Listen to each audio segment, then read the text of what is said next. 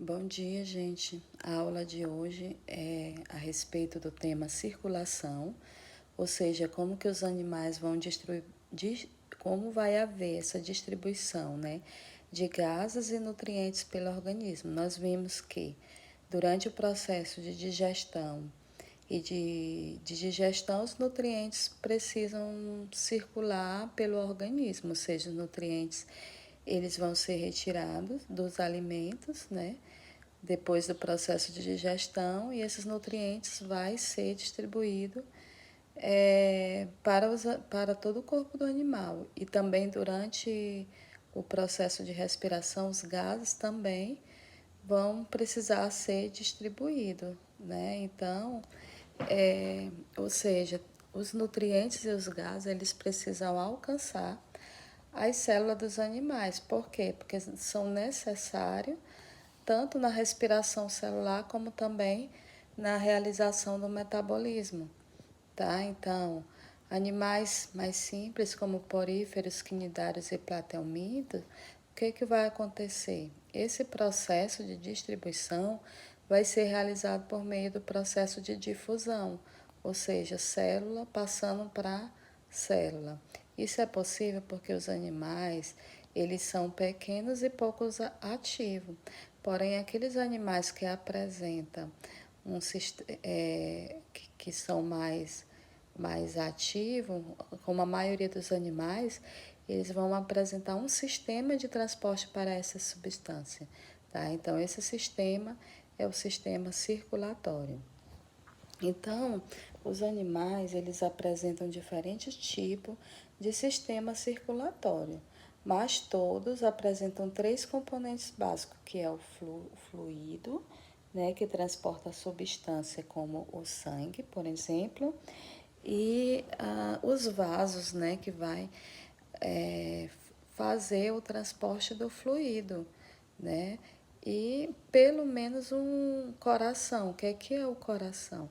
O coração é um órgão muscular oco que faz, né, que ele vai ter a capacidade de bombear fluido, né, por meio de contrações e relaxamento, provocando essa distribuição aí pelo interior dos vasos, né? Então, como eu falei, o que vai haver de distribuição durante esse processo de circulação do fluido?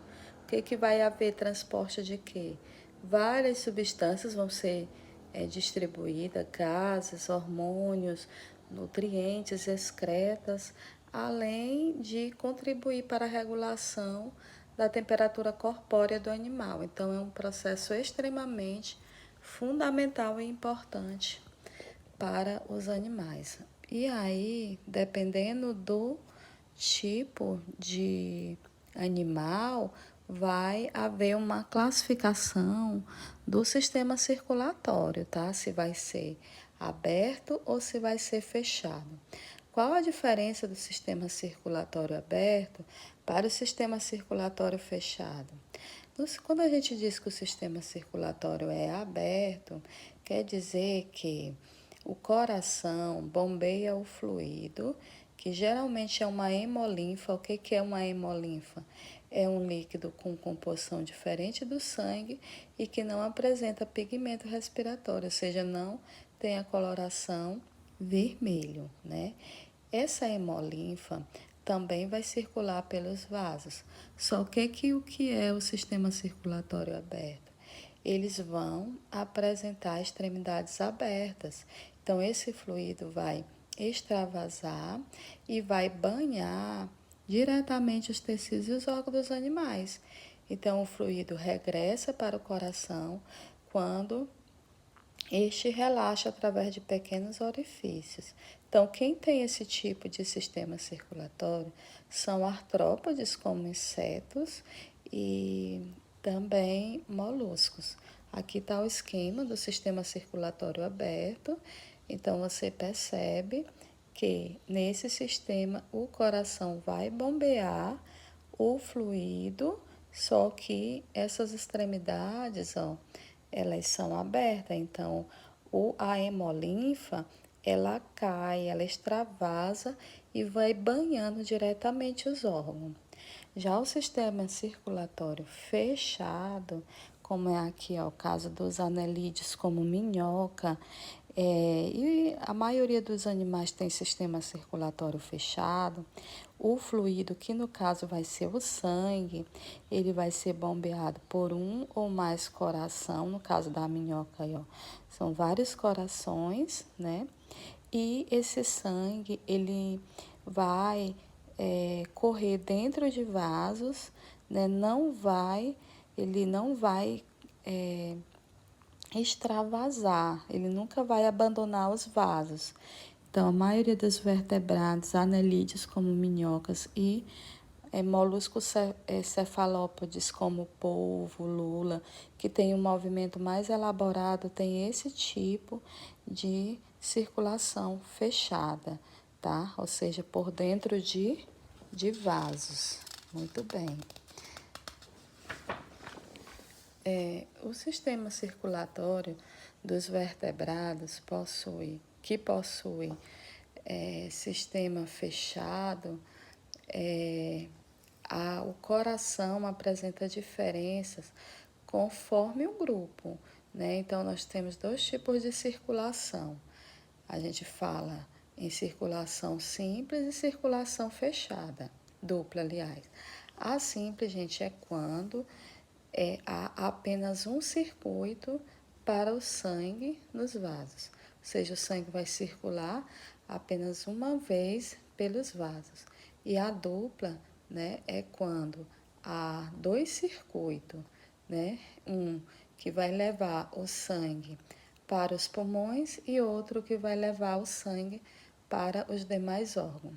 Já o coração, ele vai apresentar diferenças estruturais de acordo com cada grupo, né? Em relação, todo coração, ele vai apresentar pelo menos um átrio, que é uma câmara que vai receber o sangue do corpo, e pelo menos um ventrículo, que vai encaminhar o sangue para o corpo, tá? Então, todo coração vai ter pelo menos um átrio e pelo menos um ventrículo. O átrio para receber o sangue e o ventrículo para encaminhar o sangue. Só que vai ter diferenças estruturais de acordo com cada grupo. Por exemplo, os peixes vai ter coração com apenas duas câmaras, ou seja, um átrio, né, e um ventrículo, certo? Um átrio que vai receber o sangue do corpo e vai bombear esse sangue para o ventrículo, né, que vai impulsionar para o corpo. Quando o sangue sai do ventrículo, ele vai banhar as brânquias, tá aqui, ó. Um átrio, aí do átrio passa para o ventrículo. Quando o sangue sai do ventrículo, ele vai para as brânquias, né? E aí, o que acontece? Aqui nas brânquias vai ser realizado trocas gasosas, onde vai se tornar mais rica em gás oxigênio e mais pobre em gás carbônico. Aí das brânquias, ele vai seguir para o restante do corpo, né? No qual vai realizar as trocas gasosas e volta novamente aí para o coração, né? Rico em gás carbônico, nesse caso, e pobre em gás oxigênio, né? Então, é uma circulação do tipo simples. Já nos anfíbios, os anfíbios, ele vai apresentar a circulação dupla. O que vai acontecer? Essa circulação, o circuito de vaso sanguíneo vai passar do coração, tá, para o pulmão, né? E aí, lá no pulmão, ele vai se ficar rico em oxigênio. Quando ele chega ao pulmão, ele vai trocar o gás carbônico que ele traz pelo oxigênio. E aí vai realizar trocas no restante do corpo. Então, ele torna-se pobre em oxigênio no corpo, né? E rico em gás carbônico. Então, Nesse caso, vai apresentar 3 cavidades, ou seja, 2 átrios, átrio direito, átrio esquerdo, e um ventrículo, certo? Que recebe, os átrios recebem o sangue do corpo e o outro recebe o sangue do pulmão, né? E um ventrículo vai ser ligado aos pulmões. Assim, nesse ventrículo vai haver a mistura de sangue rico em oxigênio proveniente dos pulmões com o sangue rico em gás carbônico que foi proveniente do corpo. Vai haver a mistura, né? E essa mistura diminui a concentração de oxigênio no sangue que vai para o corpo, o que não ocorre no coração de aves e mamíferos, que não vai ocorrer essa mistura, né? Nos répteis, o que vai acontecer? Circulação dupla também, mas a estrutura desse coração vai variar de acordo com o grupo de répteis. Por exemplo, tartarugas, serpentes e lagartos possuem um coração com 3 cavidades, né? 2 átrios e um ventrículo, com separação incompleta. Já se a gente for levar em consideração crocodilos, jacarés, vai possuir coração com 2 átrios e 2 ventrículos completamente separados, ou seja, 4 cavidades. Só que nesse caso, há mistura de sangue oxigenado e pouco oxigenado, já que há uma ligação entre os vasos que saem do coração. E nas aves e mamíferos, né, a circulação também é dupla e o coração também tem 4 cavidades, 2 átrios e 2 ventrículos também. E não vai haver a mistura de sangue em nenhum momento da circulação, ou seja, de modo que a troca de gases entre o sangue e a célula é maximizada com as células, conseguindo receber mais oxigênio e eliminar mais gás carbônico. Isso possibilita uma maior eficiência, né? Por quê? Porque esses animais, eles vão ter elevada taxa metabólica. Vamos ver como que ocorre o funcionamento do sistema cardiovascular humano. Então, como que é nos seres humanos o sistema circulatório? Ele vai receber o nome de sistema cardiovascular, porque inclui tanto um sistema de transporte pelo sangue, né, como da linfa, né? Assim como os demais mamíferos, o sistema circulatório humano, ele é fechado, com circuito duplo e coração com 4 cavidades. Não vai haver mistura de sangue nessas cavidades, e isso vai ser principalmente garantido por sistemas de válvulas, que vai impedir o refluxo de sangue. Aqui eu estou mostrando para vocês o sistema cardiovascular humano, né? Aonde você vai perceber toda essa estrutura aqui de vasos, né? Mostrando aí em vermelho que são artérias e em azul que são as veias. E também aqui o coração, ó. Então, esses vasos sanguíneos, eles vão ser distribuídos pelo organismo, né, por meio de tubos, que são esses vasos sanguíneos, como vocês podem observar. Então, diferentes tipos de vasos apresentam espessuras distintas, ou seja, nós vamos classificar quanto ao calibre, quanto mais fino, mais fácil é a troca de materiais entre o fluido circulante e o meio externo. As veias, gente, que são vasos que conduzem o sangue do corpo para o coração. E as artérias vai ter a parede mais espessa né, e vai conduzir o sangue do coração para o corpo. E os capilares, eles são finíssimas e vai fazer aquela troca com a célula, tá? O sangue. O sangue, ele é composto de 2 frações, né? Ou seja, de 2 partes. No sangue há a parte líquida, que é o plasma sanguíneo, que corresponde a 55% do seu volume, e a outra são as células sanguíneas, tá?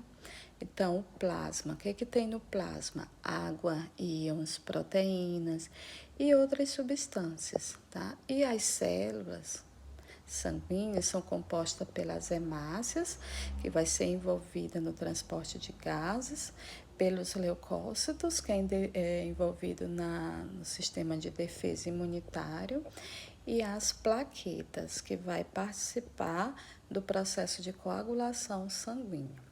O sangue humano, todos sabem que tem a coloração vermelha, e essa coloração vermelha é devido a uma proteína denominada de hemoglobina, que é um pigmento respiratório que está localizado nas hemácias, tá? Então, vamos ver aqui como que ocorre a circulação do sangue, né? Como já foi falado, a circulação ela é dupla e ela vai ser dividida em circulação pulmonar, né? Que é muito conhecida como pequena circulação, que vai percorrer apenas um percurso do coração, né? O sangue sai do coração, vai para o pulmão e volta para o coração. E a circulação sistêmica é conhecida como grande circulação, porque ela vai passar do coração para os sistemas corporais e dos sistemas para o coração. Não? Então, essas duas circulações estão unidas em um mesmo processo que acontece da seguinte maneira. O que acontece? O sangue que vem do corpo, ele vem o quê? Rico em gás carbônico, proveniente do metabolismo celular, e pobre em gás oxigênio. Então, ele vai chegar lá ao coração, pobre em gás oxigênio do coração, né? Tem parte duas veias, que são chamadas veias cavas, que caem no átrio direito. Então, o sangue passa desse átrio direito para o ventrículo direito, que vai bombear para fora do coração, através da artéria pulmonar, que vai levar esse sangue pobre em gás oxigênio aos pulmões para ser oxigenado. Tá? Então, essa é a pequena circulação, que é a pulmonar. Aí lá nos pulmões vai ocorrer as trocas gasosas, ou seja, o sangue que chegou lá pobre em gás oxigênio vai ficar rico em gás oxigênio e vai ficar pobre em gás carbônico. Então, esse sangue que retorna ao coração retorna pobre em gás carbônico e rico em oxigênio. Então, ele retorna por meio das veias pulmonares. Aí ele cai no átrio esquerdo e ele passa para o ventrículo esquerdo através da artéria aorta. E essa artéria vai ser dividida em vários vasos que vai levar esse sangue já oxigenado para todo o corpo, oxigenando todo o tecido e reiniciando o processo. Os batimentos cardíacos. Esse mecanismo de batimento do coração é muito importante para o bom funcionamento do organismo e vai precisar ocorrer de forma ordenada e precisa. Quando o coração ele está contraindo os átrios, esse processo é denominado de sístole. Então, contração é sístole, que vai bombear o sangue para os ventrículos, tá ok? E quando o processo de relaxamento, a gente chama esse processo de diástole, tá ok? Então, a sístole e a diástole. Contração sístole, né, onde o sangue vai ser bombeado para as artérias, né? E aí os átrios relaxam, ou seja, vai estar passando por diástole e recebendo sangue. E aí o ciclo recomeça. O número de vezes que o coração faz esse momento, que é conhecido como batida do coração, é o que é a frequência cardíaca, que vai variar entre pessoa e vai depender da alimentação, da atividade física, das condições de saúde, né? Tudo isso vai depender. Já ouviram falar em pressão arterial? O que é a pressão arterial? É aquela que o sangue exerce na parede das artérias que o transportam, né? Então, o valor para a pressão arterial humana é abaixo de 12 para 8, que corresponde a 120 miligramas por Hg por 80 miligramas por Hg. Então, o 120, que é o primeiro número, se refere ao valor da pressão sistólica, ou seja, quando o coração ele está exercendo a contração, quando ele é bombeado. E o 80 é justamente quando ele relaxa, né? Então, esses valores são considerados ideais para uma pessoa saudável. E o que pode ocasionar se tiver com a pressão sanguínea elevada, pressão alta? Derrame cerebral, né? Então, isso é muito controlado com alimentação e estilo de vida. E como que faz para medir a pressão arterial, né? Isso é utilizado, acho que todo mundo já fez, né, essa medição da pressão arterial aí, através desse aparelho aqui, né, onde tem essa bolsa aí, e é uma braceira inflável que vai ser ligada a uma coluna de mercúrio, certo? Então, essa braceira, ela vai ser enrolada no braço da pessoa, mais ou menos na altura do coração, e vai se encher, vai ser pressionada, vai pressionar com o ar, né? Até aumentar o fluxo sanguíneo nas artérias do braço. E aí vai ser verificado por um aparelho chamado estetoscópio para se escutar o som, não é isso? Do fluxo da pressão do sangue, tá ok? Bem, sobre o sistema linfático humano, as substâncias do sangue, elas não vão ser transferidas diretamente para a célula, mas sim ela passa para um líquido chamado intersticial, que circula nessas células. Então, esse líquido é formado por componentes do sangue que extravasam, né, como água e pequenas moléculas. Então, o acúmulo do líquido intersticial nos tecidos pode causar pressão e inchaço. Então, é o sistema linfático conhecido, que é composto por uma rede de vasos e é responsável por drenar o excesso desse líquido, conduzindo de volta ao sangue. Ao penetrar nesse sistema, o líquido intersticial passa a ser denominado de linfa, certo?